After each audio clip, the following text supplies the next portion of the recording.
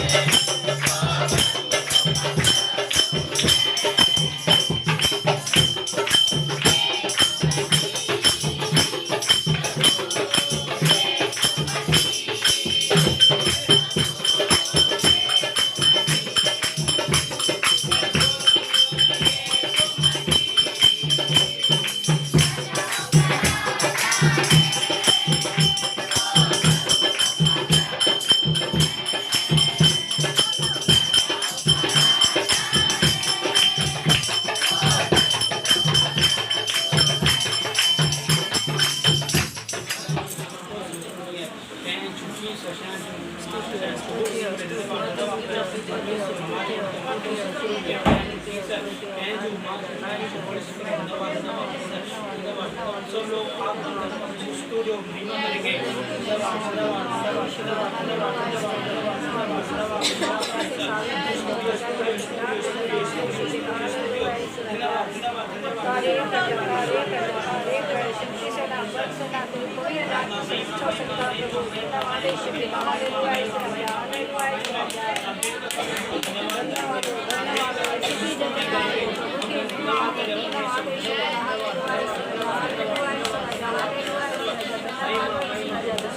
संकट के मुक्त का मैं तेरे छुड़ाऊंगा तू मेरे ऊपर कर ना पाएगा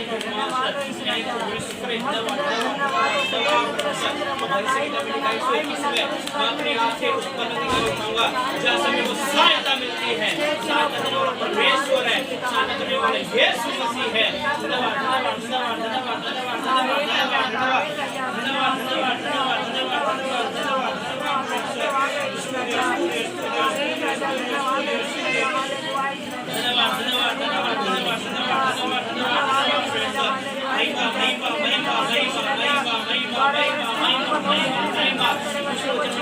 मैं बहुत सदवन लोगों मेरे पास आओ, मैं तुम्हें विश्राम दूंगा। यीशु मसीह जो विश्राम देगा, यीशु मसीह है जो उद्धार देगा। Thank you Jesus, thank you master. धन्यवाद धन्यवाद धन्यवाद धन्यवाद धन्यवाद। Studio studio studio studio studio. यीशु यीशु बोल तेरी ज्यादा घट जाएंगे। यीशु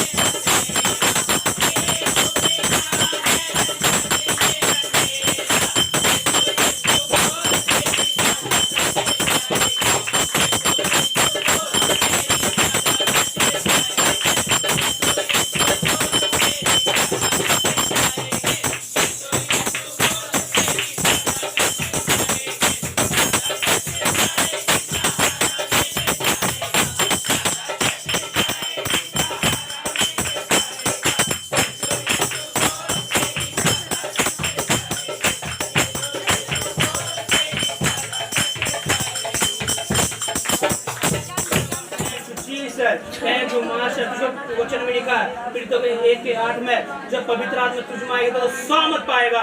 thank you Jesus, thank you master, thank you Holi spirit. धन्यवाद धन्यवाद धन्यवाद धन्यवाद परमेश्वर। महिमा महिमा महिमा परमेश्वर। Studio studio studio studio. धन्यवाद परमेश्वर। हम मुकुल परमेश्वर को लेंगे, उसका नाम लेंगे यीशु मसीह का। धन्यवाद धन्यवाद धन्यवाद धन्यवाद धन्यवाद परमेश्वर। धन्यवाद धन्यवाद। जो 12 साल से उसका रोग था, बीमार था, उसका विश्वास था अगर मैं यीशु को छूऊंगी तो मैं चंगी हो जाऊंगी। Thank you Jesus. आज हम यीशु को छूना आए हैं। Thank you Jesus. उसकी महिमा करना आए हैं। Thank you Jesus. हमें किसी इंसान के लिए नहीं, हम परमेश्वर के लिए आए हैं, उसके नाम को ऊंचा करने के लिए आए हैं। Thank you Jesus, thank you master, thank you Holi spirit. धन्यवाद धन्यवाद धन्यवाद धन्यवाद। उसके छूने से बहुत चीज मिलती है। Thank you Jesus, thank you master, thank you Holi spirit. आज हमने देखा होगा बाइबल में खाली उसके छूने से 12 साल से रोग तो वो ठीक हो गए, लेकिन परमेश्वर गीत में जो लिखा है थैंक यू जीसस, उसके छूने से बहुत सी चीज मिलती है। उसके छूने से ज्ञान मिलता है, उसके छूने छुटकारा मिलता है। धन्यवाद धन्यवाद धन्यवाद परमेश्वर। तेरे बंदे तुझे छूना चाहते हैं।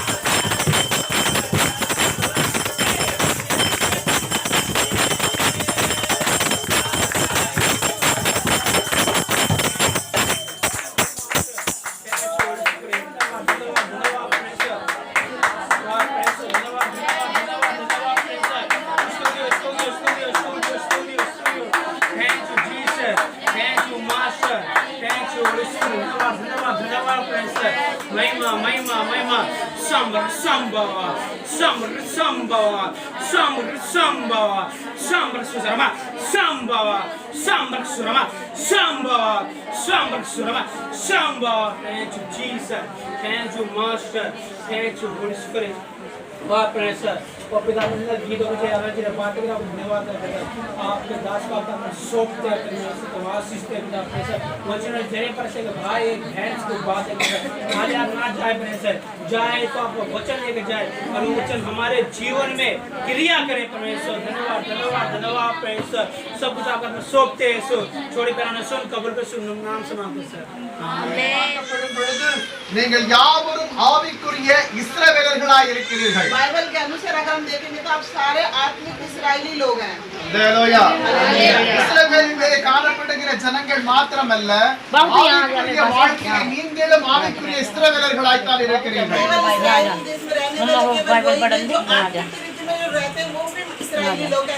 ஹalleluya நம்முடைய ஜனங்கள் தேவனுடைய வருகைக்கு எப்படி காணப்பட வேண்டும் अपने लोग जो मसीह के आने के समय में कैसे रहना चाहिए இப்பொழுது எங்கு பார்த்தாலும் பலவிதமான சங்கடங்கள் நாம் பார்த்து கொண்டிருக்கிறோம் அனுபவித்துக் கொண்டிருக்கிறோம் अभी हम कहीं भी देखें कई प्रकार की संकट परेशानी देखते हैं और अनुभव भी करते हैं நேற்றைய நாட்களிலும் கூட பூகம்பம் வந்தது कल के दिन भी भूकंप आया வெளிநாட்டில் 7.1 இதுல அளவிலே வந்திருக்கிறது बाहर देश में 7 कुछ करके एक ही साथ में आया இப்படி தினப்படி பார்க்கும்போது ஒரு வருஷத்துக்கு பலமுறை வருகிறது शहर में तो साल में कई बार आ जाते हैं பல கொள்ளை நோய்கள் வருகிறது कई महामारियां बीमारी शुरू பஞ்சங்கள் வருகிறது अकाल शुरू हो गया இது எல்லாம் தேவனுடைய வருகைக்கு முன்பாக செய்யப்பட வேண்டிய காரியங்கள் ये सारे यीशु मसीह के आने से पहले जो होने वाली काम है இவையெல்லாம் நடந்து கொண்டிருக்கிறது शुरुआत हुआ है நான் ஆவிக்குரிய இஸ்ரவேலர்கள் செய்ய வேண்டிய சில காரியம் लेकिन आत्मिक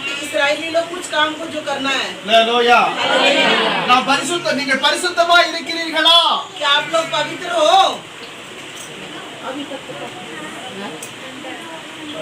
क्या आप लोग पवित्र हो आप पवित्र लोग है ना நாம் தேவனுடைய இரத்தத்தினாலே கழுவப்பட்ட யாவரும் பரிசுத்தவான்கள் परमेश्वर के लहू से धुले हुए लोग हम सारे पवित्र हैं ஆமென் बोलो आमेन ஹalleluya அப்படி என்றால் வேதம் என்ன சொல்லுகிறது अगर ऐसा பரிசுத்தம் உள்ளவன் ऐसा है तो बाइबल क्या कहते हैं जो पवित्र व्यक्ति हैं இன்னும் பரிசுத்தமாய் இருக்கட்டும் और पवित्र होने दो நீங்கள் வாழுகிற இந்த பரிசுத்த வாழ்க்கை இன்னும் பரிசுத்தமாய் அமைய வேண்டும் என்று தான் வேதம் சொல்லுகிறது आप जो पवित्र जीवन जीते हैं और पवित्र होने के लिए बाइबल कहते हैं हमारे को வெளிப்படுத்தின விசேஷ புத்தகத்திலே प्रकाश के वाक्य पुस्तक में 22ஆம் அதிகாரத்தில் 22 अध्याय का 11வது வசனத்தை வாசிப்போம் 11 वचन पढ़ेंगे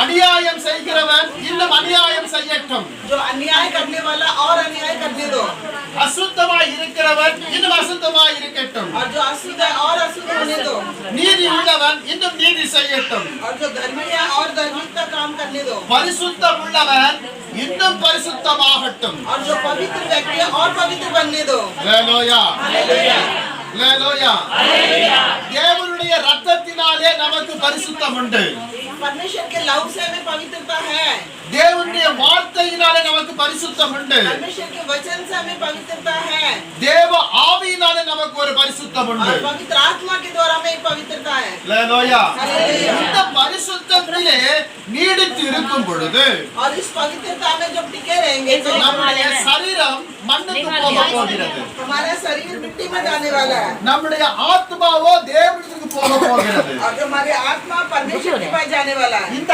ஆத்மா எப்படி இருக்க வேண்டும் और ये जो हमारे अंदर के आत्मा कैसा होना चाहिए பரிசுத்தம் உள்ளவராய் இருக்க வேண்டும் पवित्र में होना चाहिए 1 பேதுருவின் புத்தகத்திலே पहला पत्रस की पुस्तक में முதலாம் அதிகாரத்தில் पहला अध्याय का 15-16 வார்த்தை சொல்லுகிறது 15 और 16 वचन कहता है உங்களை அழைத்தவர் जिसने तुम्हें बुलाया है பரிசுத்தராய் இருக்கிறது போல जैसे वो पवित्र हैं நீங்களும் तुम भी உங்கள் நடக்கைகள் எல்லாவற்றிலேயும் तुम्हारे सारे चाल चलन में பரிசுத்தராய் இருங்கள் पवित्र बने रहो நான் பரிசுத்தர் मैं पवित्र हूँ ஆகையால் इसलिए நீங்களும் तुम भी பரிசுத்தராய் இருங்கள் என்று பேதுரு எழுதுகிறான் और तुम भी पवित्र रहो करके पत्रस कहते हैं இயேசு சொல்லுகிறான் நான் பரிசுத்தராய் இருக்கிறேன் यीशु कहते हैं मैं पवित्र हूँ, நீங்களும் பரிசுத்தராயிருங்கள். तुम भी पवित्र बनो। அல்லேலூயா. இந்த பரிசுத்தம் நம்மிலே விளங்க என்ன நாம் செய்ய வேண்டும்? और ये पवित्रता हमें दिखने के लिए हमें क्या करना चाहिए? வேதத்தை அனுதினம் வாசிக்க வேண்டும். बाइबल हमें रोज पढ़ना चाहिए। அனுதினம் பரிசுத்த ஆவியினாலே நிறைவு வர வேண்டும். हर रोज पवित्र आत्मा के भरने में एक मतलब अनुभव होना चाहिए। ஆனா இதற்கு நமக்கு என்ன இல்லை, நேரம் இல்லை. लेकिन इसके लिए हमारे पास क्या नहीं, समय नहीं है। ஒரு அல்லேலூயா சொல்லுங்க. நேரம் இருக்குதா வேதத்தை வாசிப்பதற்கு? बाइबल पढ़ने के लिए क्या समय है? காலண்டர் பாப்போம். அதுல பாதி வசனம் தான் எழுதி இருக்கும். कैलेंडर में देखेंगे उसमें आधा वचन लिखा होता है। அதெல்லாம் பள்ளியா பைபிள்? அது கிடையாது. ये नहीं है। குறைந்தது ஒரு மணி நேரமாவது வேதத்தை நாம் வாசிக்க வேண்டும். कम से कम 1 घंटा तो हमें बाइबल को पढ़ना चाहिए। ஒரு மணி நேரம் வேதத்தை வாசித்தால் 2 மணி நேரம் ஜெபிக்க முடியும். अगर 1 घंटा बाइबल पढ़ेंगे तो 2 घंटे प्रार्थना कर सकते हैं। நீங்கள் 5 நிமிடம் வேதத்தை வாசித்தால் अगर आप 5 मिनट बाइबल पढ़ोगे तो எவ்வளவு நிமிஷம் ஜெபிக்க முடியும்? कितनी देर प्रार्थना कर सकते हो? 5 நிமிஷம் ஸ்டாப் பண்ண முடியாது. हम 5 मिनट के लिए कर सकते அல்லேலூயா. முதலாவதாக ஆவிக்குரிய வாழ்க்கையிலே நமக்கு ஒரு பரிசுத்தம் விளங்க உபவாசிக்க வேண்டும். हैं। सबसे पहला आत्मिक जीवन में आगे बढ़ने के लिए हमें एक उपवास होना चाहिए। உபவாசம் எதற்கு இருக்கிறோம்? उपवास हम किस लिए रखते हैं? ஒல்லி ஆகிறதுக்கா? पतला होने के लिए। नहीं, पतला होने के लिए नहीं रखते, हाँ। उनकी महिमा के लिए, प्रभु के लिए रखते हैं। आशीष और दामद के लिए। बोलो बोलो. எதற்காக உபவாசிக்கிறோம்? उपवास क्यों उपवास रखते रखते हो? हैं। जो हमें चाहिए वो हमें मिल जाए। हाँ. ताली बजाओ साथ में. क्या हमका जरूरत है? उपवास करेंगे तो परमेश्वर दे देगा. हाँ, कहाँ लिखा हुआ? प्रभु को दया आ जाएगी फिर तो दे चलो देंगे। ठीक है, मानेंगे, ठीक है. और अरे जोर से बोलो, नहीं खाई आज. ले लो यार. उपवास क्यों रखते हो? इसलिए जल्दी आना पड़ेगा. वचन सुनने के लिए जल्दी आना पड़ेगा. मैंने 6:30 बोला था, अब 7:15 आ रही है. ले लो या बोलिए. आत्मिक जीवन में आगे बढ़ने के लिए, ठीक है, हम पढ़ेंगे यशायाह पुस्तक में 58 अध्याय में 1 से 8 तक पढ़िए.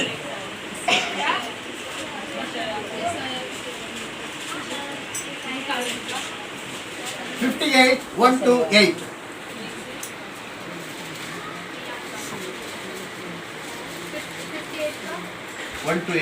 पहले से गला खोलकर पुकार, कुछ न रख छोड़, नरसिंगे का सा ऊंचा शब्द कर, मेरी प्रजा को उसका अपराध अर्थात याकूब के घराने को उसका पाप जता दे।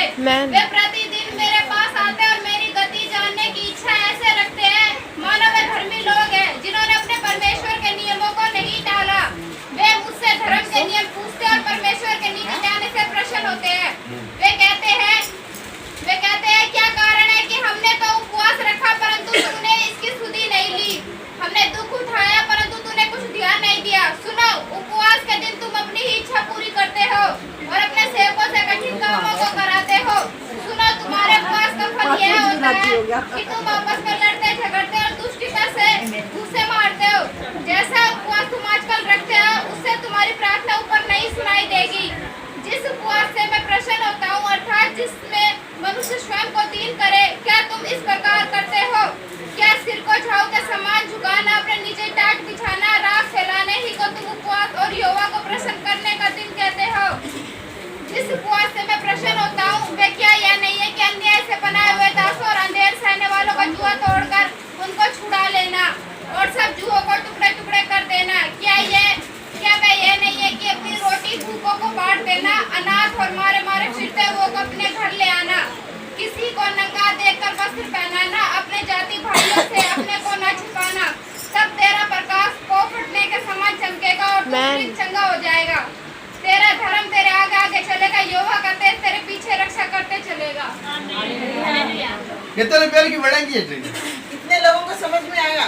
எது உபவாசம் என்று வேதம் சொல்லுகிறது? ये क्या उपवास करके बाइबल कहती है? நம்முடைய தேவைகளை உபவாசித்து கேட்கப்படும் பொழுது தேவன் தருவார் என்று இந்த மகள் சொன்னார். और जो हमारी जरूरतों को मांगने के लिए उपवास रखे तो देगी करके बेटी ने जैसे कहा। ஆன்மீக வாழ்க்கையிலே வளர்ச்சி பெற நமக்கு உபவாசம் அவசியம் சொல்லி இந்த மகள் சொன்னார். आत्मिक जीवन में आगे बढ़ने के लिए जैसे इस बेटी ने भी कहा। இப்படி அவரவர்களுடைய கருத்துக்கள் உபவாசிக்கிறோம். ऐसे अपने अपने विचार के अनुसार हम लोग उपवास रखते हैं। ஒரு உண்மை கிறிஸ்தவன் உபவாசிக்கிறான் என்றால் यदि कोई सच्चा मसीह उपवास रखे तो முதலாவதாக सबसे पहले அவனுடைய வாழ்க்கையிலே பொருளாதாரம் அதிகரிக்கிறது. और उसके जीवन में आर्थिक रीति बहुत सारा है, अधिक है। ஒரு அழில சொல்லுங்க, நான் சொல்றேன் அப்புறம் விளக்கம் சொல்றேன். एक हालेलुया बोले इसके उत्तर बोले इसका सफाई बोले। हालेलुया। இப்போ இவங்க வீட்ல 5 பேர் இருக்காங்க. अब इनके घर में 5 लोग हैं। ஒருவேளை உபவாசிக்கிறாங்க என்று வைத்துக் கொள்ளுவோம். मान लो एक समय उपवास रखते हैं, எவ்வளவு மீறும்? कितना बचेगा? 4 बचेगा। हाँ? नहीं, कितना पैसा बचेगा? एक टाइम उपवास रखेंगे तो पैसे क्या बचेगा उसमें? पैसा कितना बचेगा? पैसे कहाँ से बचेंगे? बोलो कितना बचेगा? तू बोलो। क्वेश्चन बोलो पहले, मुझे समझ। 5 लोग हैं इनके घर पे। हाँ। एक टाइम उपवास रखेगा तो पैसा कितना बच जाएगा? हाँ, 50% तो बच जाएगा। 50% तो बचेगा। हाँ? कितना वही पूछा, कितना बचेगा? 50%। हाँ? 50%। परसेंट कितना पैसा कितना बच जाएगा?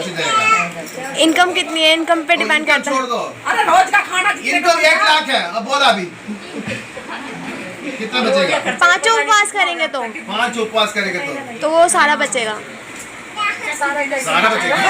वो 30 दिन उपवास रखेगा वो। एक दिन में एक टाइम उपवास करेंगे तो कितना बचेगा? एक टाइम। एक टाइम वो कितना, वो पैसा कितना हो जाएगा? 300 रुपए लग जाएगा। 300 रुपए, चलो ज्यादा नहीं, 100 रुपए लगा दे। 100 मान लो। 100 मान लो, ठीक है, एग्जाम्पल 100। 4 हफ्ते इन्होंने एक दिन रख रहे, कितने बच जाएगा? 400 बच जाएगा। बचेगा ना बचेगा? शरीर कैसे रहेगा? तभी फिट हो जाएगा। फिट हो जाएगा। पैसा कितना बचेगा? कोई ना उपवास में चले ये 400 हम क्या कर रहे हैं? क्या कर रहे हैं? अपनी जेब में रख रहे हैं, 400 भी हमने क्या कर रहे हैं? अपने पास रख रहे हैं। 400 भी खा लिया। हाँ, 400 भी खा लिया। कुछ नहीं बचता तेरे ऊपर। पहले उपवास रख के पैसा बचा लो, तभी बचेगा ना बचेगा बता दूंगा। அப்போ ஒரு மனுஷன் ஒரு மாதத்திற்கு 4 வேளை உபவாசிப்பானேயானால் அல்லது ஒரு குடும்பம் 4 வேளை உபவாசிப்பானேயானால் एक व्यक्ति महीने में 4 दिन मतलब रखेंगे तो उपवास, या एक परिवार 4 टाइम रखेंगे तो उपवास 4 दिन के लिए 400 ரூபாய் மிச்சமாகிறது. उदाहरण के लिए 400 रुपए बच सकता है। ஒருவேளை தேவன் எனக்கு பலன் கொடுத்திருக்கிறார், हो सकता है परमेश्वर ने मुझे बल दे रखा है, எனக்கு நல்ல வியாதி பலவீனம் ஒன்றுமில்லை, मुझे दुर्बल बीमारी कुछ भी नहीं है, நான் ஒரு நாள் முழுவதுமாக காலை 6 மணி முதல் மாலை 6 மணி வரைக்கும் உபவாசிக்கிறேன் என்று சொல்வோம் என்றால் 2 வேளை உணவு நமக்கு மீதமாகிறது. सुबह 6 से शाम को 6 बजे तक मैं उपवास रख सकता हूँ करके अगर पूरा दिन रहे तो 2 टाइम का खाना बचता है। அப்ப எவ்வளவு மீறும்? तब कितना बचेगा? டபுள் ஆகுது 800 இல்லையா? 800 ரூபாய் ஆகுது. இந்த 800 ரூபாயை நாம் என்ன செய்கிறோம் என்றால் நம்முடைய செலவுக்கே நாம் வைத்துக் கொள்ளுகிறோம். 800 रुपए हम क्या करते हैं, हम अपने खर्चे के लिए रख लेते हैं। இந்த ஒரு நாள் உபவாசத்திலே தேவன் நமக்கு பலன் கொடுக்கிறார். एक दिन के उपवास में परमेश्वर हमें बल देता है, ஜெபிக்கிற ஜெப ஆவியை தருகிறார். प्रार्थना करने के लिए प्रार्थना की आत्मा मिलती है, பரிசுத்த ஆவியாருடைய வழி நடத்தல் நமக்கு கிடைக்கிறது. आत्मा का सहयोग हमें मिलता है, ஆன்மீக வாழ்க்கையிலே கொஞ்சம் வளர்ச்சி அடைகிறோம். आत्मिक जीवन में हम आगे बढ़ते हैं। ஆனா தேவனுக்கு நாம் என்ன செய்கிறோம்? लेकिन हम परमेश्वर के लिए क्या करते हैं? नथिंग। வெறும் பிரேயர் தான் பண்றோம். தேவனுக்கு நமக்கு என்னால் தேவனுக்கு என்ன லாபம்? ये करने से हमारे वजह से परमेश्वर को क्या लाभ? தேவனாலே எனக்கு லாபம் கிட்டிட்டு 800 ரூபாய் परमेश्वर की वजह से हमें मिला 800 रुपए का फायदा, கிடைச்சதா இல்லையா? ஆனா தேவனுக்கு அதனால என்ன லாபம்? लेकिन उसकी वजह से परमेश्वर को क्या लाभ? ஒன்றுமில்லை. कुछ भी नहीं। ஆனால் நம் கரத்திலே இப்பொழுது 800 ரூபாய் என்ன செய்திருக்கிறது? மீதமாய் இருக்கிறது. लेकिन हमारे हाथ में इस टाइम कितना 800 रुपये बचा हुआ है। அதை நாம் என்ன செய்தோம்? हम उसको क्या करते हैं? क्या बैठेगी परिवार के साथ एक दिन बाहर जाके होटल में खाना खा के आ जाएंगे. அப்படிதான் என்ன செய்றோம்? ये ऐसा ही करते हैं ना। அப்படிதான் நிறைய பேர் தேவன் கொடுக்கிற ஆசீர்வாதத்தை விரத்தியான செலவுகளில் ஈடுபடுத்துகிறோம். ऐसे बहुत सारे लोग हैं, परमेश्वर जो आशीष जो देता है उसको बेकार के खर्चे में कर देते हैं। இது உபவாசமா என்று வேதம் கேட்கிறது. क्या ये उपवास है करके बाइबल पूछती है हमें। ஜெபிக்க பலன் கொடுத்தேன், प्रार्थना करने के लिए बल मिलता பரிசுத்த है। ஆவியானவர் உன்னதத்திலிருந்து உன் மீது ஊற்றினார். पवित्र आत्मा परलोक से तुम्हारे ऊपर उंडेला देता है। வேதத்தின் ரகசியத்தை நான் உனக்கு கற்றுக் கொடுத்தேன். बाइबल के रहस्य को हमें सिखाते हैं। ஆனால் இறுதியிலே தேவனுக்கு ஒன்றும் கிடையாது. अंत में परमेश्वर के लिए कुछ नहीं मिलता। இது உபவாசம் அல்ல என்று வேதம் சொல்லுகிறது. ये उपवास नहीं है करके बाइबल कहती है। இன்னொரு முறை வாசிப்போம். एक और बार पढ़ेंगे। அதே 58 7வது வசனத்தை வாசிப்போம். वो 58 का 7वां वचन। क्या वह यह नहीं है कि अपनी रोटी भूखों को बांट देना பஸ் अनाथ பஸ் பஸ் பஸ் வேதம் என்ன சொல்லுகிறது? बाइबल हमें क्या देती है? பசித்திருக்கிறவனுக்கு நீ ஒருவேளை உபவாசிக்கிறாய் அல்லவோ அந்த உணவை அவனுக்கு கொடு. यदि तुम एक टाइम उपवास रखते हो, यदि कोई भूखा है तो उनको वो भोजन उठा के उन्हें दो। நம்ம கொடுக்கிறோமா? क्या हम देते हैं? कोई आता है 5 रुपये देते हैं हमेशा आता है. अब कब उपवास रख रही है? खाने के टाइम में आ गया अब कब उपवास रख रही है? अब तो छोड़ दिया मैंने देखो सवाल पूछने के बाद छोड़ दिया. काफी दिनों से नहीं हो रहा चलो ठीक है, खा लो. रखते तो आए कब रखती है? शुक्रवार का. कब? सुबह या शाम का, दोपहर को? 1 बजे तक. सुबह नहीं खाएगी. तभी किसके पास खाना नहीं है, शुक्रवार को सुबह इनके घर पे चली जाना, इनका खाना आपको मिल जाएगा. यही हमको सिखाते हैं ये बाइबल. ஆனால் நாம் என்ன செய்கிறோம்? அதெல்லாம் கடைபிடிப்பதில்லை. लेकिन हम इस काम को नहीं करते। बाइबल பசியாய் இருக்கிறவனுக்கு நீ இருக்கிற அந்த உபவாசத்தில் மீறுகிறதான அந்த உணவை அவனுக்கு நீ கொடு. அதுதான் உபவாசம். यदि कोई भूखा है, तुमने अपना जो भोजन उपवास रखा उस भोजन उठा के उसे दो। बाइबल हमें यही सिखाती है। ठीक है, दूसरा पढ़ो. अनाथ और मारे मारे फिरलों को अपने घर ले आना, किसी को नंगा बस देखकर बस அங்க என்ன சொல்லப்படுகிறது? बाइबल क्या कहती है? துரத்துண்ட சிறுமையானவர்களை. अनाथ जो भटके हुए लोगों को। இன்றைக்கு உலகத்தில் எத்தனையோ அநாதை குழந்தைகள் இருக்கிறார்கள், அநாதையர்கள் நிறைய பேர் இருக்கிறார்கள். दुनिया में कितने अनाथ बच्चे, अनाथ लोग बहुत सारे लोग हैं। தேவனுக்காக நாம் உபவாசம் பண்ணுகிற பொழுது जब हम परमेश्वर के लिए उपवास रखते हैं, அந்த ஒரு வேளையினுடைய அளவு वो एक समय का हिसाब। இப்படி சிறுமைப்பட்டவர்களுக்கு நாம் கொடுக்கிறோமா என்றால் அதையும் இல்லை. ऐसे जो अनाथ लोगों को हम देते हैं तो नहीं देते, वो भी नहीं करते। तीसरी वस्त्र में और अपने जाति भाइयों से अपने को छिपाना, ना वस्त्र वस्त्र वस्त्र किसी को नंगा देकर वस्त्र पहनाना। बस ஆடை இல்லாதவனுக்கு ஆடை கொடுக்க வேண்டும் என்று சொல்லுகிறார். जिनके पास कपड़े नहीं है उन्हें कपड़े देने के लिए भी परमेश्वर ने कहा है। நாம் என்ன செய்கிறோம்? हम क्या करते हैं? ஆரியன் வீட்டிலே இப்போ பர்த்டே பார்ட்டி வர போகுது. अब आर्यन के घर में बर्थडे पार्टी होने वाला है। அப்ப இந்த சிஸ்டர் சொல்லுவாங்க என்கிட்ட நல்ல உடை இல்லை. तभी सिस्टर कहेंगे मेरे पास अच्छे कपड़े नहीं है। அன்னைக்கு போயிட்டு புதுசா வாங்கிட்டு வருவாங்க. வாங்கிட்டு வராங்களா இல்லையா? जाके नए लेके आएंगे। ஏற்கனவே ஆடை இருக்கிறவர்கள் पहले से ही उनके पास कपड़े हैं। ஒரு பார்ட்டிக்கு போகும்போது ஒரு புதிய ஆடை வாங்கி அணிந்து கொள்ளுகிறார்கள். अगर किसी पार्टी में जाने हैं तो नए कपड़े लाके हमें उसे पहनना है। ஆனால் உலகத்திலே எத்தனையோ பேர்களுக்கு लेकिन दुनिया में कितने ऐसे लोग हैं வஸ்திரம் இல்லாமல் இருக்கிறார்கள். बिना कपड़ों के रहते हैं। எனக்கு புது வஸ்திரம் வந்த பிறகு அந்த பழைய வஸ்திரத்தையாவது நாம் கொடுக்கிறோமா என்றால் அதையும் இல்லை. और मेरे पास नए कपड़े आने के बाद हम अपने पुराने कपड़े किसी को देते हैं तो हम वो भी नहीं देते हैं। நெக்ஸ்ட் படோ. और अपने जाति भाइयों से अपने को ना छिपाना। இங்க என்ன சொல்லப்படுகிறது?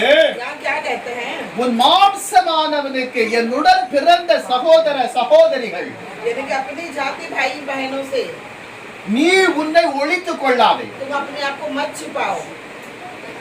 நம்ம செய்யறவா இல்லையா? हम करते हैं कि नहीं? எக்ஸாம்பிள், இப்போ இவங்க ரெண்டு பேர் சகோதரர்கள். मान लो उदाहरण के दोनों भाई हैं।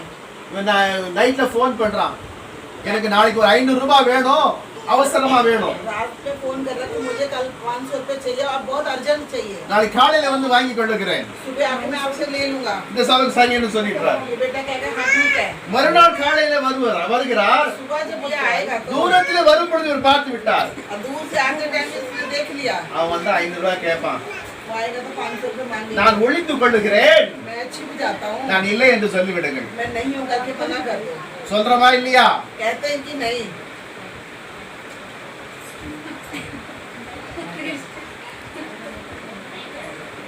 किया नहीं किया करने चाहते हैं. பல வேளைகளிலே சொந்த சகோதரனுக்கு உதவி செய்ய நம்மை நாம் ஒளித்துக் கொள்ளுகிறோம். कई बार अपने भाई की मदद करने के लिए हम अपने आप को छिपा लेते हैं. தேவன் மற்றவருக்கு உதவி செய்விக்கத்தக்க வண்ணமாகத்தான் நம்மை உபவாசிக்க சொல்லுகிறார். परमेश्वर हमें दूसरों की मदद के लिए ही हमें उपवास रखने के लिए कहते हैं. மாசத்துக்கு 800 ரூபாய் நமக்கு என்ன வருகிறது? லாபம் கிடைக்கிறது. महीने में 800 रुपए हमें क्या मिलता है? फायदा मिलता है. அந்த 800 ரூபாயை ஒரு ஏழைக்கு உதவுகிறோமா? क्या वो 800 रुपए क्या किसी गरीब को देते हैं? பசியா இருக்கிற உணவினை வாங்கி கொடுக்கிறோமா? यदि कोई भूखा तो उन्हें कुछ लेके देते हैं. வஸ்திரம் இல்லாதவனுக்கு வஸ்திரத்தை வாங்கி கொடுக்கிறோமா? हमारे पास कपड़े नहीं तो उन्हें कपड़े लेके देते हैं क्या? அந்த சொந்த சகோதரனுக்கு கஷ்டப்படுகிற அந்த கஷ்டத்திலே அந்த பணத்தை உதவி செய்திக்கத்தக்க இந்த பணத்தை கொடுக்க வேண்டாம் என்று சொல்லி நாம் உதவுகிறோமா? यदि कोई अपने भाई या बहन को हम हेल्प करते हैं तो फिर अपना खर्चा कर लो, मुझे वापस मत देना, ऐसे सोचते हैं क्या?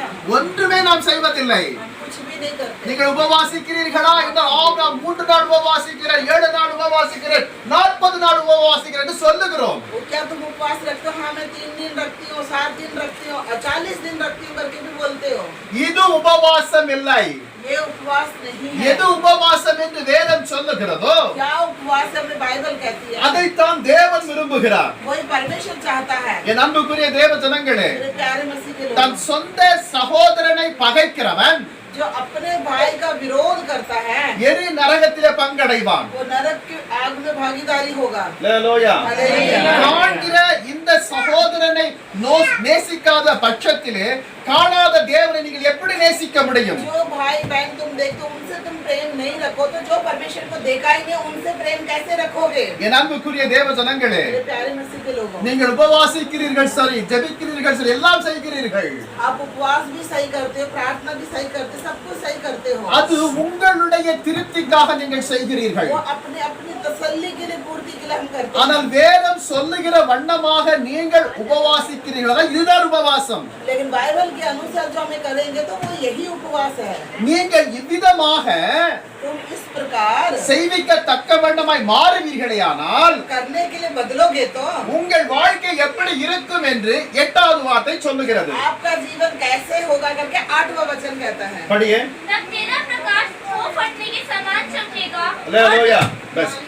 உங்கள் வாழ்க்கை முதலாவது எப்படி இருக்குமா? आपका जीवन पहला कैसे होगा? விடியற்கால வெளுப்பை போல உன் வெளிச்சம் எழும்புமாம். जो सुबह सुबह जैसे सूरज उगता है वैसा आपका जीवन उजाला होगा. அப்போ உங்கள் வாழ்க்கை எப்படி இருக்கும்? இருள் அடைந்து இருக்காது, வெளிச்சமாய் तब இருக்கும். आपका जीवन कैसा होगा? अंधकार नहीं होगा, रोशनी से भरा हुआ होगा. உங்கள் முகம், உங்கள் குடும்பம், உங்கள் பிள்ளைகள் எப்படி இருப்பார்கள்? நல்ல அறிவிலே தேர்ந்தவர்களாய் இருப்பார்கள். आपका घर परिवार बच्चे एकदम चमकते हुए बुद्धि ज्ञान के साथ होंगे. ஞானத்தில் சிறந்தவர்களாய் பிள்ளைகள் விளங்குவார்கள். ज्ञान के अनुसार अच्छे आगे बढ़े हुए बच्चे அப்ப होंगे. உங்களுடைய வீடு எப்பொழுதுமே கலகலப்போடு சிறுப்பாய் வெளிச்சமாய் तब இருக்கும். आपका घर पूरा हमेशा एकदम खुशी के साथ हमेशा रहेगा. உங்கள் முகத்தை பார்த்தாலே நல்ல மேக்கப் போட்டு வந்த போல தோணும். आपका चेहरा देखने से कि अच्छा मेकअप करेगा जैसे लगेगा. அந்த வெளிச்சத்தை தேவன் நமக்கு கொடுக்கிறார். उस रोशनी को परमेश्वर हमें देता है. நெக்ஸ்ட். और तो शीघ्र चंगा हो जाएगा. நீங்கள் சீக்கிரத்தை எப்படி ஆகி விடுகிறீர்களாம்? சுகமடைந்து விடுவீர்கள். तुरंत कैसे हो जाओगे? चंगाई पालोगे. சுக வாழ்வு சீக்கிரத்திலே துளிர்க்குமாம். और जो चंगाई का जीवन बहुत जल्दी हो जाएगा. அப்ப உங்கள் வாழ்க்கையிலே நோய் நொடி வியாதிகள் பலவீனங்கள் ஒன்றும் தாக்காத வண்ணமாக நீங்கள் சுகமாய் இருப்பீர்கள். तब आपके जीवन में बीमारी दुख परेशानी कुछ भी नहीं होते हुए बिल्कुल चंगाई से रहोगे. நெக்ஸ்ட். तेरा धर्म तेरे आगे आगे चलेगा. यहोवा का तेज तेरे पीछे रक्षा करते चलेगा. जाएगा। இப்படிப்பட்டவர்களுக்கு ऐसे लोगों के लिए நீங்கள் செய்ததான அந்த பசியா இருக்கிறவனுக்கு நீங்கள் உணவிடை கொடுத்தீர்கள், जो भूखा था आपने उनको कपड़े खाना दिया, ஆடை இல்லாதவனுக்கு ஆடை கொடுத்தீர்கள், उनके पास कपड़े नहीं तो उन्हें अपने कपड़े दिए, சொந்த சகோதரருக்கு உதவி செய்தீர்கள், अपने सगे भाई को तुमने मदद किया, சிறுமைப்பட்டவர்களுக்கு நீங்கள் சேர்த்துக் கொண்டீர்கள். और जो अनाथ भटके हुए थे उनको अपनी स्तुति ली। இது கர்த்தருடைய கண்களுக்கு நீதியாய் தென்படுகிறது. ये परमेश्वर की नजरों में एक क्रिश। धार्मिकता गिना जाएगा। இந்த நீதியானது ये जो धार्मिकता है, நீங்கள் கடந்து போகிற பாதையிலே முன்பாக கடந்து போகுமா, जिस रास्ते पे आप जाओगे वो धार्मिकता आपके आगे आगे चलेगा, உங்களுக்கு பின்பாக आपके पीछे கர்த்தருடைய மகிமை நிலைத்திருக்குமா? परमेश्वर की महिमा ठहरेगा। நீங்கள் செய்கிறதான நீதி உங்களுக்கு முன்பாய் செல்லும், और जो तुम करने वाला धार्मिकता काम आपके आगे चलेगा, தேவ மகிமை உங்கள் பின்பாக காணப்படுமாம். और परमेश्वर की महिमा आपके पीछे रुकेगा। தேவன் இந்த உலகத்திலே இவ்விதமாய் நாம் வாழ வேண்டும் என்று நினைக்கிறார். और परमेश्वर हम इस दुनिया में ऐसे रहने के लिए वो चाहते हैं। என் ஜனங்கள் கடந்து போகும் பொழுது அவருடைய நீதி முன்பாய் கடந்து போக வேண்டும். मेरे बच्चे जाते समय में मेरी धार्मिकता उनके आगे होना चाहिए, அவர்களுடைய நீதி उनका धार्मिकता அவர்கள் பின்பாக उनके पीछे, என் மகிமை கடந்து और போகும். परमेश्वर की महिमा आने चाहिए। அல்லேலூயா.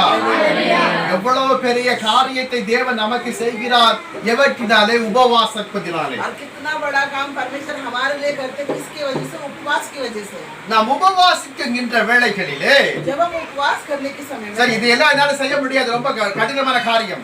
ये सब कुछ हमारी बस के लिए बहुत कठिन है। ये நீங்கள் சவுத்ல பார்க்கும் பொழுது आप साउथ में देखोगे तो இப்போ இந்த லெந்து நாட்கள் நடந்து கொண்டிருக்கிற 40 நாட்கள் உபவாசம் இருப்பார்கள். अब जो ये लेंथ दिन चल रही है, 40 दिन जो उपवास के दिन चल रहे हैं, இந்த 40 நாட்களிலே அவர்களுக்கு சமையல் கிடையாதனால அதெல்லாம் என்ன ஆகும்? மீதமாக இருக்கும். चलने में क्या ये 40 दिन भोजन काफी लोगों के घर में बचेगा। அந்த ஈஸ்டர் நாட்களில் அவங்க என்ன செய்வார்கள்? और ईस्टर के दिन वो क्या करते हैं? துக்க காணிக்கை என்று சொல்லி வந்து ஆலயத்திலே கொடுப்பார்கள். एक दुख की भेंट करके कलीसिया में लाके देते हैं। ஏன்? क्यों? எங்களை நாங்கள் வருத்திக் கொண்டு हम अपने आप को क्या नाम है, दीन करके இந்த ரூபாயை நாங்கள் மிச்சம் எடுத்தோம், ये पैसा हमने बचाया, இது தேவனுக்கு கொடுக்கிறோம். ये परमेश्वर के लिए हम देते हैं। சிலர் என்ன செய்வார்கள் என்றால், कुछ लोग क्या करते हैं? அந்த ஈஸ்டர் நாட்களிலே ईस्टर के दिन में நாங்கள் இந்த 40 நாள் நாங்கள் சாப்பிடாமல் இருந்தோம், அந்த பணம் இது இவ்வளவா மீந்ததினாலே இதை நான் உணவு வகையில் வாங்கிக் கொண்டு अनेक ஏழைகளுக்கு தருவார்கள். ये 40 दिन हमने खाना वाना नहीं खाया, उपवास करके बचाया, ये पैसे जो ईस्टर के दिनों में गरीबों को बांट दो, खाना जो कुछ भी कुछ देना। இது ஏழைக்கு இறங்குகிறவன் கர்த்தருக்கு கடன் கொடுக்கிறான். जो गरीब के लिए जो दया करता है, परमेश्वर को कर्ज देता है, கர்த்தர் அதை திருப்பி அவனுக்கு கொடுக்கிறார். और परमेश्वर उन्हें लौटा के उन्हें देगा। இந்த சின்ன ஒரு காரியத்தை அவன் இறங்கி செய்தது யாருக்கு செய்தாரோ? இயேசு கிறிஸ்துவுக்கு அவன் செய்கிறான். छोटा सा काम किसके लिए करा? उन्होंने यीशु मसीह के लिए करा है। இயேசு என்ன செய்கிறார்? यीशु क्या அவன் करते हैं? கொடுத்ததை விட அதிகமாய் அவனுக்கு திருப்பி தருகிறார். और जितना उन्होंने दिया उससे बढ़कर उन्हें लौटा के देते हैं। அல்லேலூயா. அப்ப கிறிஸ்தவர்கள் எப்படி இருப்பார்கள்? तब मसीह के लोग कैसे रहेंगे? ஏழையா இருப்பார்களா? या गरीब रहेंगे? எப்படி இருப்பார்கள்? कैसे रहेंगे? चंगाई से रहेंगे। जोर से बोलो सिस्टर. பணக்காரரா இருப்போம். पैसे वाले रहेंगे। ஏனென்றால் நாம் தேவனுக்கு கொடுக்கிறோம், ஏழைகளுக்கு கொடுக்கிறோம். क्योंकि हम गरीबों को देते हैं, परमेश्वर को लौटाते हैं। தேவன் எனக்கு நம்ம என்ன செய்கிறார்? परमेश्वर की हमारे लिए क्या करते हैं? உபாகம புத்தகத்திலே व्यवस्थित विवरण पुस्तक में 1ஆம் அதிகாரத்தில் पहला अध्याय 11வது வசனத்தை வாசிப்போம். 11 वचन पढ़ेंगे।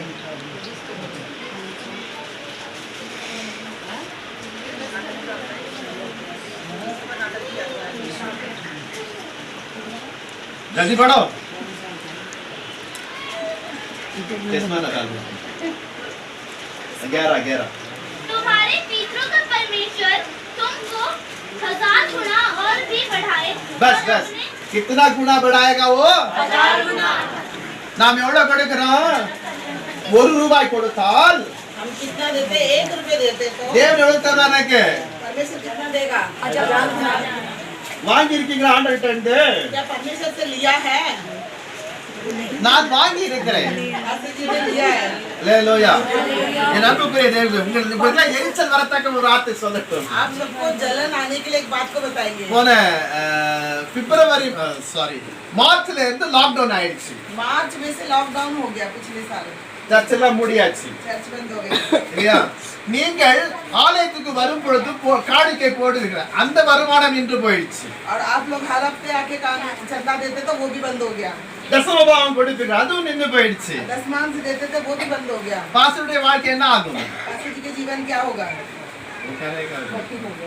नहीं नहीं रहने नहीं देगा परमेश्वर रहने नहीं देगा पास्टर जी। அது ஆண்டவருக்கு தெரியும். वो परमेश्वर को मालूम है। ஆனா மாம்சத்திலே நமக்கு என்ன இருக்கிறது? கவலை வருகிறது. लेकिन शरीर के अनुसार तो हमें टेंशन तो रहेगा ना। அல்லேலூயா.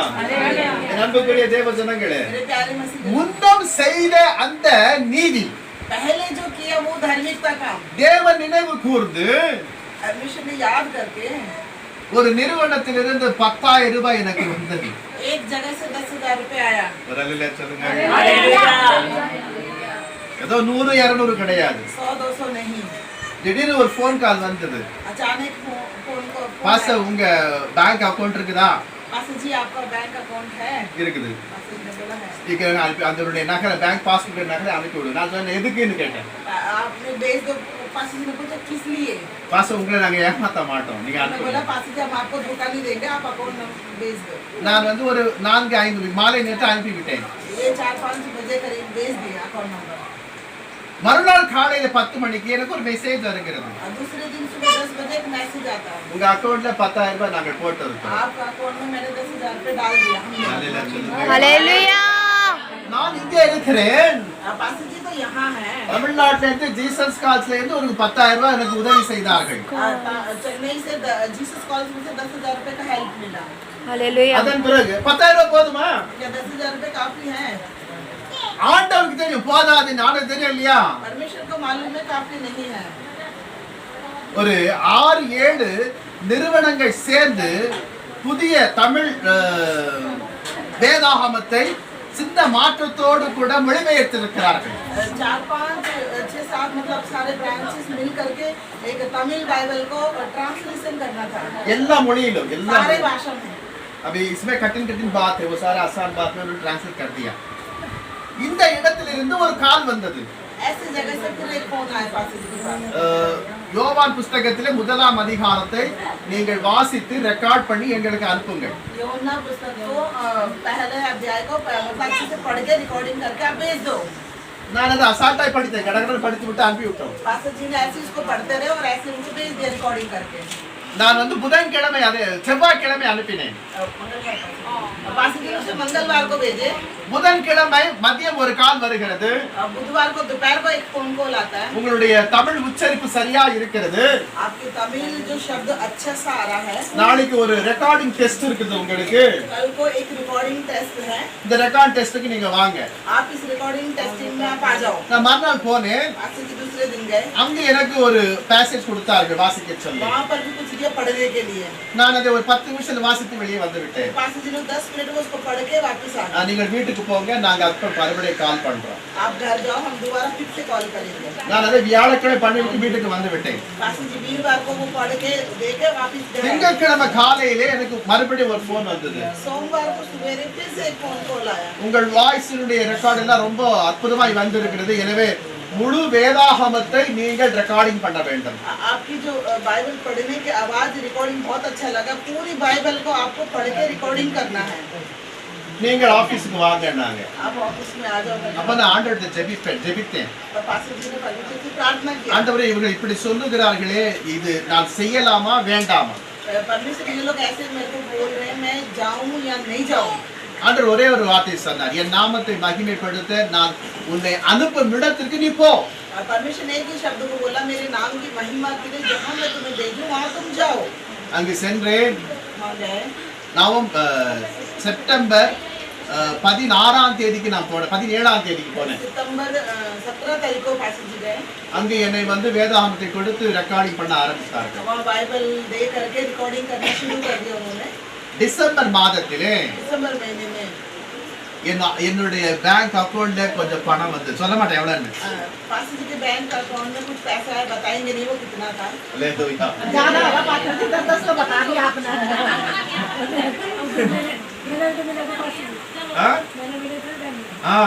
இது देखिए நம்முடைய கஷ்டத்தை தேவன் அறிந்திருக்கிறார் हमारे कष्ट को परमेश्वर जानता है। நம்மை ஒரு நாளும் என்ன செய்ய மாட்டார் हमें कभी भी वो क्या பசியாய் இருக்க விட மாட்டார் नहीं रहने देगा, ஆடு வஸ்திரம் இல்லாமல் இருக்க விட மாட்டார் वस्त्र के रहने नहीं देगा। பிறனுக்கு உதவி செய்விக்கத்தக்க வண்ணமாக நம்மை பார்க்கப்பட்டு ஒழித்து கொள்ளாத வண்ணமாய் செஞ்சு விட மாட்டார் दूसरों को मदद के लिए जब जरूरत पड़े हम उसको ना करे हुए हमें छिपने लायक भी नहीं बना देगा। காரணம் என்னுடைய நீதி நான் முன்னம் செய்த நீதி எனக்கு முன்பாய் கடந்து போகிறதினால் क्योंकि पहले जो हम धार्मिकता काम करते वो हमारे आगे चलता, इसलिए எனக்கு பின்பாய் தேவ மகிமை என்ன கிரியை செய்து கொண்டு வருகிறது पीछे क्या परमेश्वर की महिमा जो क्रिया करता हुआ आता है। அல்லேலூயா எனவே நீங்கள் இனி உபவாசிக்கின்ற வேளைகளிலே अब आप उपवास करो तो என்ன செய்ய வேண்டும் क्या करना चाहिए? आप उपवास रखो तो क्या करना चाहिए? पता नहीं गरीबों की सहायता करनी चाहिए, गरीबों को खाना देना चाहिए। और अपने वस्त्र जो नंगे हैं उनको देना चाहिए। எல்லாமே செய்ய முடியுமா ये सब कुछ कर सकते हो? हाँ, कर सकते। ஒண்ணுனா செய்யுங்க முதலாவது पहले एक एक काम करो, அல்லேலூயா हालेलुया அதே வண்ணமாய் वैसे ही नहीं। நீங்க வந்து சென்னைக்கு நீங்க போனீங்களே எல்லா கிறிஸ்தவர்கள் எல்லாம் நல்லா ஹைஃபையா தான் இருப்பாங்க और उसी प्रकार साउथ में जाओ तो सारे मसीह के लोग एक हाई फाई के रूप में ही रहते हैं। எப்படி இருக்கிறாங்க அவர்கள் कैसे रहते हैं वो लोग? இப்பொழுது உதாரணமாக उदाहरण के लिए பூஜா சிஸ்டர் கிட்ட ஒரு 25 கிலோ ஆட்டா கொடுக்கிறார் ஆரியன் पूजा सिस्टर को कम से कम 25 किलो आटा देते हैं आर्यन। ஒரு நாளைக்கு 1 கிலோ செலவாகும் एक दिन का 1 किलो खर्च होगा। 30 நாளைக்கு எவ்வளவு ஆகும் 30 दिन के लिए क्या होगा? அப்ப 5 கிலோ என்ன ஆகுது 5 किलो ஆட்டா பண்றது ஆட்டா பண்றது இன்னும் தாக்கி 5 கிலோ लेके आना இன்னும் இவரு என்ன செய்வார் கோவப்படுவார் இது பைசா எல்லாம் கிடையாது अगर 5 किलो और मांगेगी सिस्टर तो ये गुस्सा करेगा, मेरे पास और पैसे नहीं है। அப்போ புத்தி உள்ள ஸ்திரீ என்ன செய்வாள் तो बुद्धिमान स्त्री क्या करेगी? அந்த 1 கிலோ மாவு எடுக்கப்படும் பொழுது तो वो 1 किलो आटा उठाती है तो ஒரு புட்டி எடுத்து வைப்பாள் இது தேவனுக்கு என்று நான் கொடுக்கிறேன் एक मुट्ठी आटा परमेश्वर के लिए निकाल देती है। இப்படி தனியாய் வைத்து இருப்பார்கள் वो ऐसे निकाल के अलग रखती है। அப்படி பார்க்கும் பொழுது இவ்வளவு மாவு நான் எடுத்து வைக்கும் போது அது எவ்வளவு தேரும்னா वो एक 5 கிலோக்கு மேலே வரும் वो एक मुट्ठी जो निकाल दे तो वो 5 किलो से ऊपर आएगा। நீங்க நல்லா யோசித்து பாருங்கள் आप जरा सोच के देखो, நாம் என்ன தினந்தோறும் ஆட்டாவை பண்ணிட்டு ரொட்டி சாப்பிட்ட பொழுது சில வீட்டிலே ரொட்டி மீதமாகி விடுகிறது रोज आटा गूंद के रोटी बनाते, कुछ लोगों के घर में रोटी बच जाती है, சில வீட்டுல மாவு மீதமாகி விடுகிறது कुछ लोगों के घर में आटा भी बच जाता है, அது காலையில மாட்டுக்கு கொடுக்கிறார்கள் वो सुबह गाय को देते हैं। கொடுக்குறாங்களா இல்லையா देते कि नहीं? देते हैं। आप नहीं देते पता है आप ही खा लीजिए शुगर बना लेते। இன்றைக்கு எத்தனையோ வீடுகள் நான் பார்க்கிறேன் और बहुत सारे लोगों के घर में देखते हैं காலையில அவங்க வீட்டாண்ட வந்து அந்த பசு வந்து நிக்கம் கொடுப்பார்கள் 5 ரொட்டி 8 ரொட்டி 10 ரொட்டி கொடுக்கிறார்கள் सुबह सुबह गाय आती तो 5 रोटी 10 रोटी 8 रोटी गाय को இல்லாட்டி இவ்வளவு மாவு கொடுப்பார்கள் या फिर इतना आटा देते हैं। இது புத்தி உள்ள ஸ்திரீ என்ன செய்கிறாள் और जो बुद्धिमान स्त्री क्या करती है? வீட்டை கட்டுகிறாள் என்று வேதம் சொல்லுகிறது अपने घर को बनाते करके बाइबल कहता है। தன்னை வருத்துகிறது தன்னை வருத்தி கொண்டாலும் अपने आप को वो करें, அந்த மாதத்தினுடைய தேவைகளை பூர்த்தியாய் செய்கிறாள் उस महीने की जरूरतों को पूरा करती है, மக்களுக்கு உதவி செய்விக்கத்தக்க வேண்டமாய் காணப்படுகிறது दूसरों की हेल्प के लिए वो तैयार होती है। எனவே தன் கர்த்தர் அந்த சின்ன சின்ன காரியத்தை பார்க்கிறார் और इसलिए परमेश्वर को छोटी छोटी चीजों को देखती है அவர்களுடைய நீதியினால் அந்த வீட்டை சுகித்திருக்கும்படியாக செய்கிறார் और उनकी धार्मिकता से उनका घर एकदम हरा भरा खुश रहता है। அல்லேலூயா हालेलुया। தான் கிறிஸ்தவர்கள் என்றைக்குமே எப்படி இருப்பார்கள் சந்தோஷத்தோடு இருப்பார்கள் इसलिए मसीह के लोग हमेशा कैसे तो खुशी के साथ रहते हैं। நீங்கள் சந்தோஷமா இருக்கிறீர்களா क्या आप लोग सब आनंदित हो? यस। செபனியாவின் புத்தகத்தை எடுப்போம் प्रज्ञा की पुस्तक में देखेंगे இந்த கடைசி அதிகாரத்தில் கடைசி 2 வசனத்தை வாசிப்போம் लास्ट अध्याय का आखिरी 2 वचन पढ़ेंगे।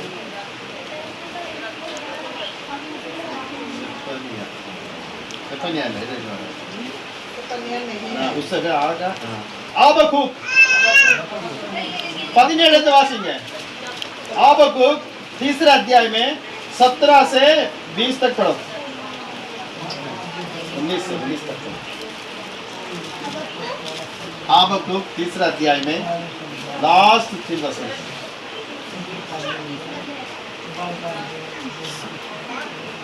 यहोवा परमेश्वर मेरा बलबूत है, वह मेरे पाँव हरिणों के समान बना देता है, वह मुझको मेरे ऊंचे स्थानों पर चलाता है। हबक्कुक 17 से पढ़ो। क्योंकि चाहे अंजीर के वृक्षों में फूल न लगे हाँ। और न दाखलताओं में फल लगे, जलपाई के वृक्ष से केवल धोखा पाया जाए और खेतों में अन्न न उपजे, भेड़शालाओं में भेड़ बकरियां न रहे और न थानों में गाय बैल हो, तो भी मैं यहोवा के कारण आनंदित और मगन रहूंगा और अपने उद्धारकर्ता परमेश्वर के द्वारा अति प्रसन्न रहूंगा। यहोवा परमेश्वर मेरा बलबूत है, वह मेरे पाँव हिरणों के समान बना देता है, वह मुझको मेरे ऊंचे स्थानों पर चलाता है। அல்லேலூயா.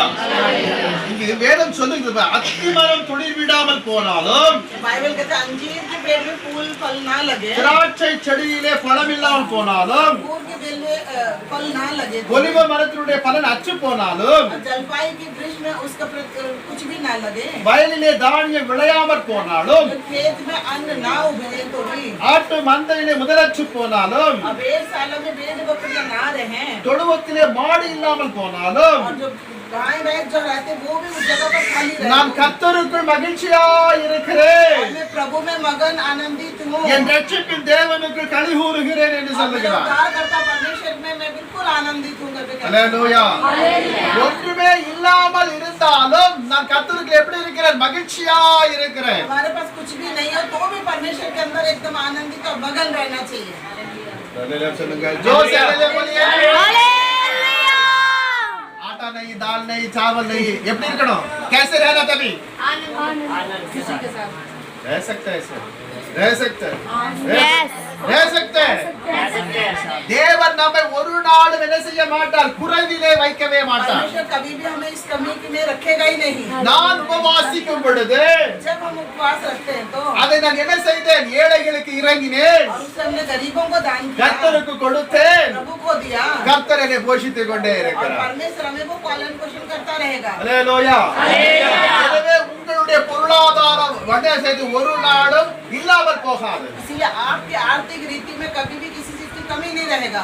நீங்கள் உங்களுடைய மா பிசைகிற வாசிப்போம் யாத்ராம புஸ்தகத்திலே निर्गमन की पुस्तक है 23ஆம் அதிகாரத்திலே 25வது வசனம். 23 का 25 वचन।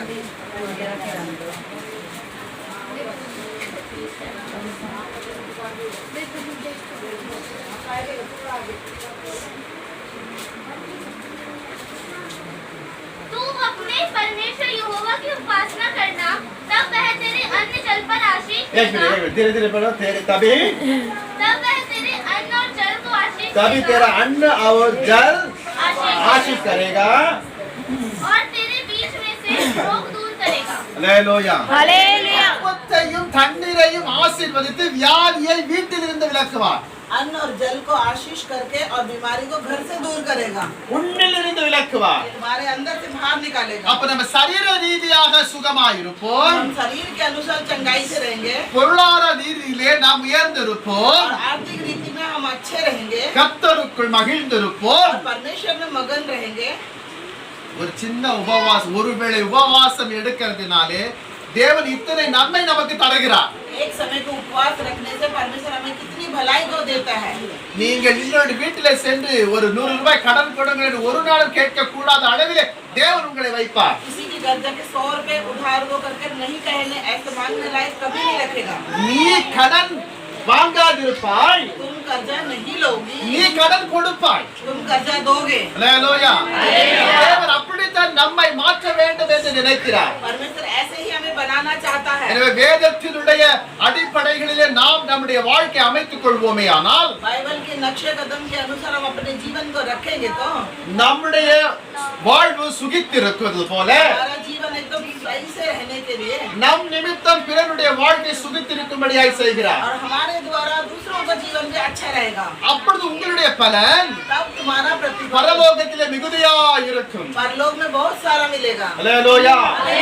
யாவும் கண்களை மூடுவோம். हम सारे आंखें बंद करें, உன்னதமான தேவனை நோக்கி பார்ப்போம். हम सच्चे परमेश्वर को देखेंगे। பல வேளைகளிலே நாம் ஏனோ தானோ என்று உபவாசிக்கிறோம்.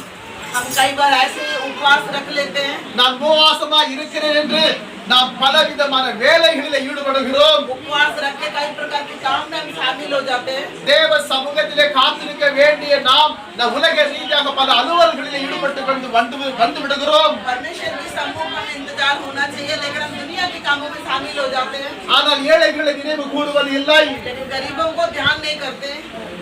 ஆடை இல்லாதவரை குறித்து அக்கறை அற்று நாம் காணப்படுகிறோம். और जिनके पास वस्त्र नहीं, उनके बारे में हम कोई चिंता नहीं करते।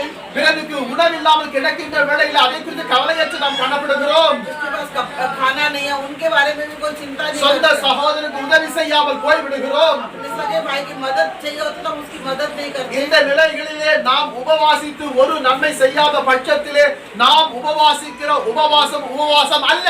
और ऐसे रह के अगर उपवास करेंगे तो हमारे उपवास में कोई फायदा नहीं है। வேதத்தின் அடிப்படைகளிலே நாம் இவ்விதமான நீதியான காரியத்தை செய்து உபவாசிக்கிறேனே ஆனால் அதுதான் உகந்த உபவாசம் என்று வேதம் சொல்கிறது. और बाइबल के नक्शे कदम के अनुसार देख करके अगर हम उपवास रखें तो वही हमारा उपवास कहलाता है। சத்தியத்தை கேட்ட ஜனங்கள் சத்தியத்தின்படி தங்களை அமைத்துக் கொள்ள பரிசுத்த ஆவியானவர் தாமே உதவி செய்வீராய் ராஜா. और सत्य को सुनने वाले बच्चे और सत्य के अनुसार अपने जीवन को बिताने के लिए आप सहायता करिए உன் परमेश्वर। அப்பத்தையும் தண்ணீரையும் ஆசீர்வதிப்பேன், வியாதியை உன்னிலிருந்து விலக்குவேன் என்று வாக்குரைத்திருக்கிறேன். तेरा अन्न और जल को मैं आशीष करूंगा और बीमारी तेरे यहाँ से दूर करूंगा करके आपने कहा। விசேஷித்த வண்ணமாக இந்த வீட்டை திறந்து கொடுத்தவரை ஆசீர்வதிக்கிறேன். विशेष करके घर खोल के इस परिवार को आशीष करते हैं प्रभु जी। அவர்கள் ஆண்டவரை செய்கிற நீதியான காரியத்தை எல்லாவற்றையும் உம்முடைய கண்களுக்கு முன்பாய் இருக்கிறது. ये जो भी धार्मिकता के काम करते हैं, सब कुछ आपकी नजरों में रखा है प्रभु जी। எந்த இடத்தை கடந்து போனாலும் இவர்கள் செய்த நீதி இவர்களுக்கு முன்பாய் கடந்து செல்லவும் ये लोग कहीं भी जाए, उन्होंने जो भी आपकी धार्मिकता का काम किया, इनके आगे चलने के लिए உம்முடைய மகிமை அவர்கள் பின்பாக என்றென்றைக்கும் காணப்பட உதவி செய்யும். और आपका महिमा इनके पीछे होने के लिए आप सहायता करिए। விசேஷித்த வண்ணமாக சகோதரனுக்கு நல்ல முறைகளிலே ஆபரேஷன் செய்து இது நன்றாய் தெரிகிறது என்று சொல்லத்தக்க வேண்டுமாய் நீ மாற்றி அமைத்ததற்காக உமக்கு ஸ்தோத்திரம் செய்கிறோம். प्यारे भाई का अच्छे से ऑपरेशन हुआ और अच्छी तरीके से होकर के आपने सुना प्रभु जी। அவருடைய வாழ்க்கையிலே ராஜா ஒரு இன்பத்தை நீ காண உதவி செய்தீரே, உமக்கு நன்றி செலுத்துகிறோம். जीवन में एक अच्छा मिठास को भी आपको धन्यवाद करते हैं। இன்றைக்கும் ஆண்டவரே உமக்கு நன்றி பலி செலுத்தத்தக்க வண்ணமாக இந்த வீட்டை திறந்து கொடுத்தவர்களை ஆசீர்வதியும். आज भी आपको धन्यवाद को भेंट देने के लिए घर खोल के दो, घर के परिवार को एक एक को आशीष करिए। உமக்கு சித்தமானால் आपकी इच्छा हो तो வரும் நாட்களிலே आने वाले दिनों அன்பு में சகோதரனுக்கு ராஜா தீபக் ஒரு நல்ல இடத்துல வரணுமைந்து கல்யாணம் முடிக்கவும் சகாயம் செய்யும். प्यारे भाई दीपक को अच्छी जगह से रिश्ता मिले और शादी करने के लिए जल्दी से जल्दी सहायता करिए। ஆமென். எவ்விதமான தடைகள் வந்தால் தடைகளை இயேசுவின் நாமத்தினால உடைக்கிறேன் அப்பா. जो भी आने वाली रुकावट को सारी रुकावट यीशु मसीह के नाम से तोड़ देते हैं உன் खुदा। சுக வாழ்வு துளிர்க்கும் என்று வேதம் சொல்லுகிறது. और चंगाई का जीवन अच्छा होगा करके இந்த आप மகனுடைய வாழ்க்கையில அது காண நீர் உதவி செய்வீராய் ராஜா. आपके जीवन में देखने के लिए आप सहायता कीजिए प्रभु। சமீபத்தில் இருந்து வந்தவர்களையும் தூரத்தில் இருந்து வந்தவர்களையும் இயேசுவின் நாமத்தினாலே அடிமை ஆசீர்வதிக்கிறேன். जो पास से आए उनको भी दूर से आए हैं, उनको भी एक एक को हम आशीष करते हैं प्रभु। இயேசு கிறிஸ்துவின் பலமுள்ள கரம் இப்பொழுது ஒவ்வொருவர் மீது நீட்டப்படுவதாக. यीशु मसीह का हाथ एक एक के ऊपर बढ़ा दीजिए, அவர்களை நீர் ஆசீர்வதியும் அப்பா. उन्हें आशीष करिए प्रभु। உம்முடைய வார்த்தைகளை இவ்வளவு நேரம் கேட்ட ஜனங்கள் மீது உம்முடைய கரம் வந்து அமருவதாக. ये आपका वचन बातें सुनने के लिए अभी तक बैठे उनके आपका हाथ उनके ऊपर रख दीजिए। தகப்பனே, ஒரு மனுஷனுடைய வார்த்தை கேட்க வரவில்லை, உம்முடைய வார்த்தை கேட்க வந்தவர்கள் மீது உம்முடைய கரத்தை வைத்து நீர் ஆசீர்வதியும். प्रभु जी, ये मनुष्य की बातें सुनने के लिए नहीं प्रभु, आपकी बातें सुनने हैं प्रभु। आप अपना हाथ बढ़ा के छूटे में भेजिए। பரிசுத்த ஆவியானவர் தம்முடைய ஒவ்வொரு மீது உம்முடைய வல்லமை இறங்கட்டும் ஐயா. हे पवित्र आत्मा, एक एक के ऊपर आपका सामर्थ्य उतरने दीजिए। தேவ வல்லமை ஒவ்வொரு மீது இறங்கி வருவதாக. परमेश्वर का सामर्थ्य एक एक के ऊपर उतरने பரிசுத்த ஆவியின் வல்லமை ஒவ்வொரு மீது இறங்கி வருவதாக. दीजिए। आत्मा का सामर्थ्य एक एक के ऊपर उतरने दीजिए। தேவனே, நாங்கள் உமக்கு நன்றி செலுத்துகிறோம். परमेश्वर आपको हम धन्यवाद देते हैं। நன்றி செலுத்துகிறோம் ஐயா. धन्यवाद देते हैं प्रभु। இப்பொழுதே உம்முடைய வல்லமை ஆண்டவரை இடம் அசையத்தக்க வண்ணமாய் இறங்குவதாக. सामर्थ्य